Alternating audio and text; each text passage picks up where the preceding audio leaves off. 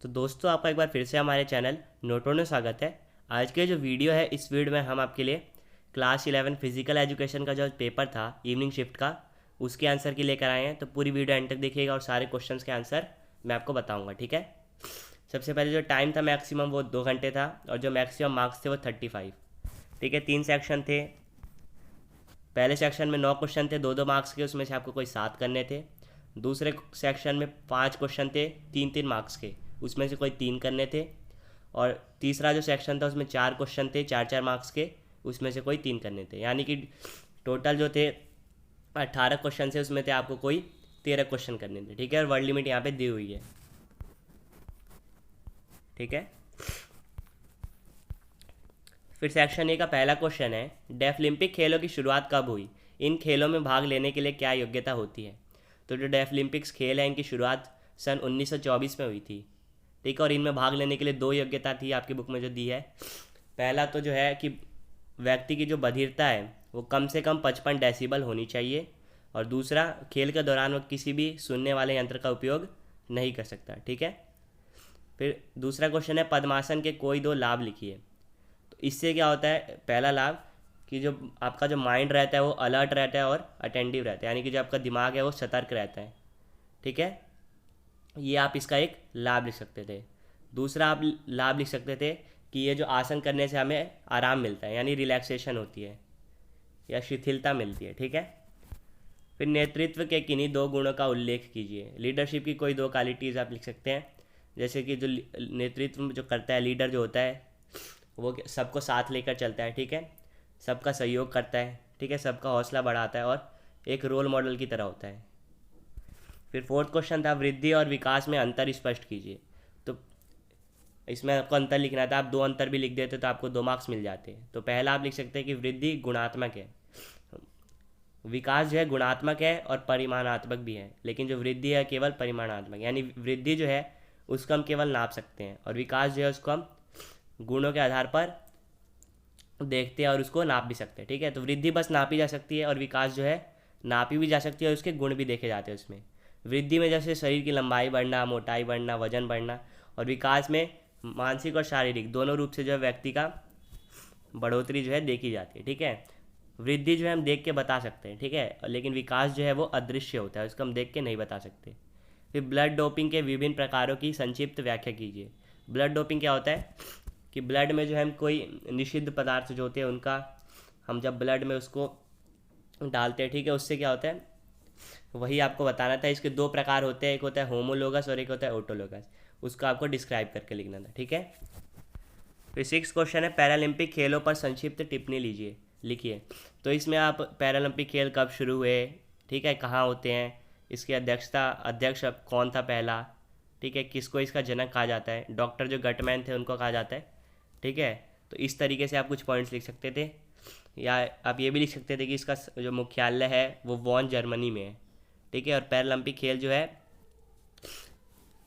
जो विशेष आवश्यकता वाले जो खिलाड़ी होते हैं उनके लिए करवाए जाते हैं, और हर 4 साल के बाद होते हैं, ठीक है। इसमें इसके जो झंडा है उसमें 3 रंग का प्रयोग होता है, जिससे ये पता चलता है कि जो सारे विश्व के खिलाड़ी हैं इन खेलों में आके भाग लेते हैं, ठीक है। और इसका इसका जो आप बोल सकते वो भी लिख सकते थे कि शपथ क्या है, मोशन इन स्पिरिट, ये भी आप लिख सकते थे, ठीक है, या स्पिरिट इन मोशन। तो ये आपको इसमें लिखना था। 2 मार्क्स का था, तो आप वर्ड लिमिट वहाँ पे दी हुई थी, उस हिसाब से आपको इसका आंसर देना था, ठीक है, 30 से 50 वर्ड्स में। योगिक क्रियाओं के नित्य अभ्यास से होने वाले किन्हीं 2 लाभों की संक्षिप्त चर्चा कीजिए। तो पहला लाभ तो ये है कि शरीर स्वस्थ रहता है और रोग मुक्त रहता है, ठीक है। और दूसरा क्या है कि सही मुद्रा, यानी कि बैठने की जो स्थिति है उसमें सुधार होता है, जिससे क्या होता है व्यक्ति में आलस कम होता है। तो ये 2 आप लाभ लिख सकते थे। तीसरा आप ये भी लिख सकते कि रोज़ योगिक अभ्यास करने से क्या होता है कि जो शरीर की स्वच्छता है वो बनी रहती है और जो वातावरण है वो शुद्ध रहता है। इस तरीके से आप बहुत सारे पॉइंट्स हैं उसमें से कोई 2 पॉइंट लिख के उसको एक्सप्लेन कर सकते थे, ठीक है। फिर खेल चोटों से बचाव करने के किन्हीं 2 उपायों का वर्णन कीजिए। सबसे पहला हो सकता है गरमाना और शीतलीकरण, ठीक है, यानी खेलने से पहले थोड़ी देर वार्म अप करना और जब खेलने के बाद थोड़ी देर आराम करना, ये आप कर सकते थे। दूसरा क्या कि सही खेल उपकरण का यूज़ करना है, जैसे क्रिकेट है उसमें जूतों की बहुत अहमियत है, तो आपको सही जूतों का चयन करना आना चाहिए खेल से पहले, और हर 6 महीने में क्या है, जूतों को चेंज करना चाहिए। ठीक है, इससे आप खेल चोटों से बच सकते हैं। ठीक है, आपको 2 लिखने थे, उसको एक्सप्लेन करना था। आप इसके अलावा भी कोई 2 लिख सकते हैं। ठीक है, साहसिक खेलों में भाग लेने से क्या लाभ होते हैं? साहसिक जो खेल है उसमें भाग लेने से क्या होता है, एडवेंचर आपको करने के लिए मिलता है। ठीक है, यानी कि आपको नए नए अनुभव प्राप्त होते हैं। ठीक है, और दूसरा आप लिख सकते थे कि आपको विभिन्न जो जगह है उनकी जानकारी होती है, और आपको जो भी वातावरण है यानी जो भी स्थिति है उसके अनुरूप स्वयं को ढालने की ट्रेनिंग भी मिल जाती है एक तरीके से। ठीक है, और भी पॉइंट जो है बुक में दिए हुए हैं, आप वो भी लिख सकते हैं। चलते हैं नेक्स्ट क्वेश्चन, यानी सेक्शन बी का जो क्वेश्चन है, किशोरावस्था से संबंधित किन्हीं 3 समस्याओं का विस्तृत विवरण प्रस्तुत कीजिए। तो इसमें आप कोई 3 समस्या लिख के उसको एक्सप्लेन कर सकते थे। जैसे पहला हो गया बच्चों का आक्रामक व्यवहार, वो आप लिख सकते हैं, उसको एक्सप्लेन कर सकते हैं। फिर दूसरा आप लिख सकते हैं कि चिंताग्रस्त रहना। ठीक है, इस किशोरावस्था में जो बच्चे चिंताग्रस्त रहते हैं क्योंकि वो अपने करियर के बारे में ज़्यादा सोचते हैं। ठीक है, और तीसरा आप लिख सकते हैं कि नशीले जो उत्पाद है उनकी तरफ आकर्षण। ये आप 3 पॉइंट्स लिख के इसको एक्सप्लेन कर सकते हैं। और भी पॉइंट्स जो आपकी बुक में दिए हुए हैं वो भी आप लिख सकते हैं। फिर 11वां, खेल प्रशिक्षण के किन्हीं 3 सिद्धांतों की विस्तृत व्याख्या कीजिए। आपकी बुक में बहुत सारे सिद्धांत दे रखे हैं, उसमें से आप कोई 3 सिद्धांत लिख सकते थे। जैसे नियमितता का सिद्धांत, विशिष्टता का सिद्धांत। ठीक है, ये 2 सिद्धांत आप लिख सकते थे। इसके अलावा भी बहुत सिद्धांत हैं, जैसे विविधता का सिद्धांत। ठीक है, इनको आपको लिख के एक्सप्लेन करना था। फिर वृक्षासन करने की विधि एवं वृक्षासन से होने वाले लाभों की चर्चा कीजिए।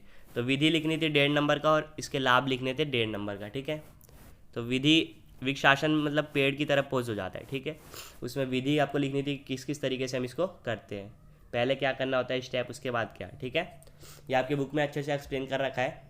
फिर इससे लाभ क्या होता है ये भी आपको लिखना था। उसके बाद state any 3 objectives of adaptive physical education, यानी रूपांतरित शारीरिक शिक्षा के किन्हीं 3 उद्देश्यों का ब्यौरा प्रस्तुत कीजिए।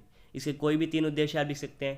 पहला लिख सकते हैं कि ये जो है विशेष आवश्यकता वाले जो बच्चे हैं उनको सामान्य अवसर प्रदान करने की इनकी मुहिम है, या फिर ये इनका क्या कर सकते हैं आप उद्देश्य है कि जो विशेष आवश्यकता वाले छात्र हैं उनको भी मौका मिले, जिससे कि उनका जो भी है कौशल है उसमें वृद्धि हो। ठीक है, दूसरा आप लिख सकते थे कि जो विशेष आवश्यकता वाले छात्र हैं CWSN, उनको लगातार मौका प्रदान करना जिससे कि उनका जो आत्मविश्वास है वो बढ़े। और तीसरे में आप लिख सकते थे कि उनको हौसला देना तथा विभिन्न गतिविधियों के द्वारा उनकी जो विशेषताएं हैं उसको सामने लाना। ठीक है, ये 3 आप पॉइंट लिख सकते थे और इसको एक्सप्लेन कर सकते थे। और भी पॉइंट्स आप लिख सकते हैं, बुक में दिया हुआ है, इसकी मैंने वीडियो भी बनाई थी, वहाँ से भी आप हेल्प ले सकते हैं। ठीक है, फिर पर्वतारोहण एवं रिवर राफ्टिंग का संक्षिप्त परिचय दीजिए, एक्सप्लेन करना था। पर्वतारोहण क्या, यानी पहाड़ पर जो चढ़ाई होती है, कई तरीके की हो सकती है, आसान हो सकती है छोटी चढ़ाई जो होती है, या मुश्किल भी हो सकती है। जो बहुत तजुर्बे वाले जो खिलाड़ी होते हैं, तजुर्बे वाले लोग, वो जो है मुश्किल चढ़ाई करते हैं, मुश्किल पर्वतारोहण करते हैं। फिर रिवर राफ्टिंग यानी कि जो नदी की लहरें हैं उसमें जो नाव से चलना, जो बुक में आपको अच्छे से एक्सप्लेन कर रखा है डायग्राम के साथ, वो आपको एक्सप्लेन करना था। ठीक है, इसका कोई कुछ बताना नहीं था कि टाइप्स, बस आपको इसको एक्सप्लेन करना था। ठीक है, इसका इंट्रोडक्शन देना था अच्छे से। 3 मार्क्स का था ये। फिर आता है सेक्शन सी, क्वेश्चन 15 है, खेल मनोविज्ञान को परिभाषित कीजिए। खेलों में खेल मनोविज्ञान के किन्हीं 3 महत्वों की विवेचना कीजिए। तो खेल मनोविज्ञान क्या है? यह वह क्षेत्र है जो मनोविज्ञान तथ्यों, सीखने के सिद्धांतों, प्रदर्शन और खेलकूद में मानवीय व्यवहार के संबंध में लागू होता है। ठीक है, ये डेफिनेशन आपके बुक में दी हुई है। इसके आपको कोई 3 महत्व लिखने थे और इसको एक्सप्लेन करना था। ठीक है, तो पहला आप लिख सकते हैं कि इससे प्रदर्शन में सुधार होता है। दूसरा आप लिख सकते हैं प्रेरणा और प्रतिक्रिया। और तीसरा आप लिख सकते हैं अच्छे खिलाड़ी जो है उनके चुनाव में सहायक होता है और भावनाओं पर नियंत्रण कर सकता है खिलाड़ियों के। तो इनमें से आपको कोई 3 लिखने थे और उसको एक्सप्लेन करना था। क्वेश्चन 16 है, योग के तत्वों को सूचीबद्ध कीजिए, किन्हीं 3 योग तत्वों की व्याख्या कीजिए। तो योग के जो तत्व हैं जिसमें यम, नियम, आसन, प्राणायाम, प्रत्याहार, ठीक है, उसके बाद धारणा, ध्यान और समाधि, ये 8 आते हैं। इनमें से आपको कोई 3 जो है एक्सप्लेन करने थे अच्छे से, तो आप इनमें से कोई 3 जो है एक्सप्लेन कर सकते हैं। ठीक है, तो ये 4 मार्क्स का क्वेश्चन था। फिर लास्ट के 2 क्वेश्चन है, विशेष शिक्षण शिक्षक कौन होता है? विशेष आवश्यकता वाले बच्चों की सहायता एक वाक चिकित्सक एवं शारीरिक शिक्षक किस प्रकार करते हैं? ठीक है, तो ये आपको बताना था। ये आपका जो चैप्टर 4 था उसका ये क्वेश्चन है। तो जो विशेष शिक्षण वाले शिक्षक होते हैं वो क्या करते हैं वो देखते हैं सबसे पहले। तो ये वो विशेषज्ञ होते हैं जो जिन बच्चों में देखिए विशेष आवश्यकता वाले जो बच्चे होते हैं यानी CWSN उनके साथ काम करते हैं। ठीक है, और ये देखते हैं कि उनको जो है व्यक्तिगत और सामाजिक विकास और जो करियर विकास है उसके क्षेत्र में क्षमता प्रदान करें। ठीक है, उसमें जितनी भी इनको सेवाएं हैं वो प्रोवाइड करें। ठीक है, और इसके हिसाब से क्या है ये विशेष रूप से क्या है बच्चों पे ध्यान देते हैं। ठीक है, फिर 17वां जो क्वेश्चन है इसमें 2 और क्वेश्चन पूछे गए हैं कि एक वाक चिकित्सक और एक शारीरिक शिक्षा चिकित्सक किस प्रकार कार्य करते हैं। तो वाक चिकित्सक जो है बच्चों के जो भाषा विकार है यानी बोलने की, कोई बच्चा रुक रुक के बोलता है, कोई बीच बीच में तेज बोल देता है, यानी कि जो बोलने में समस्या है, भाषा संबंधी जो समस्या है उसको ठीक करने के लिए गतिविधियाँ कराता है। ठीक है, तो इसका काम वही है। और जो शारीरिक शिक्षा शिक्षक होते हैं यानी जो PTA होते हैं स्कूल में, उनका यही कार्य है कि स्कूल में जो बच्चे हैं उनको उत्साहित रखें। ठीक है, लगातार उनको खेल की गतिविधियाँ कराएं जिससे जो बच्चे हैं वो सजग रहे। ठीक है, और एक्टिव रहें। ये आपको लिखना था। तो क्वेश्चन 18 था जो लास्ट क्वेश्चन 4 नंबर का, प्रतिबंधित पदार्थों के दुष्प्रभावों की विस्तार से चर्चा कीजिए। ठीक है, जो प्रतिबंधित पदार्थ होते हैं उसके क्या क्या दुष्प्रभाव है उसको आपको एक्सप्लेन करना था। ठीक है, तो आप इसमें लिख सकते हैं जैसे कि जो हृदय की गति है और जो रक्तचाप की गति है यानी हार्ट रेट और ब्लड प्रेशर है वो बढ़ जाता है। ठीक है, और जो महिलाएं उनमें पुरुषों जैसे गुण आने लगते हैं, और जो प्रोस्टेट ग्रंथि है उसका जो विस्तार होने लगता है। इस तरीके से आप जो है बहुत सारी चीज़ें लिख सकते हैं। व्यक्ति जो है डिप्रेशन में भी चला जाता है। ठीक है, तो ये कुछ पॉइंट्स आपको लिखने थे और उसको एक्सप्लेन करना था। तो होप आप जो आंसर किस तरीके से करना है ये समझ गए होंगे। आंसर की मैंने इसलिए नहीं बताया क्योंकि ये जो क्वेश्चन है इनका कोई फिक्स आंसर नहीं है। बहुत सारे पॉइंट्स आपकी बुक में दिए हुए हैं, इनमें से कुछ ही पॉइंट्स पूछे गए हैं। तो आप कोई भी जो भी आपको आसान लगे वो आप इसमें लिख सकते थे। तो होप आपने जो पूरी वीडियो है देख ली ध्यान से, सारे जो क्वेश्चन है वो समझ लिए। आपसे फिर मिलेंगे नेक्स्ट वीडियो में, तब तक के लिए bye bye, see you again and thanks for watching.